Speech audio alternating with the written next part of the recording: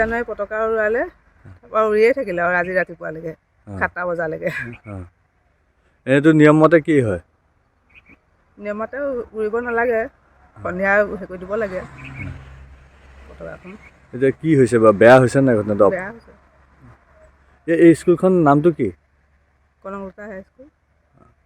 এই চকীদাৰ থাকে নাই? চকীদাৰ ৰাতি চকীদাৰ নাথাকে। মানে দিনত থাকে নাই? দিনত থাকে।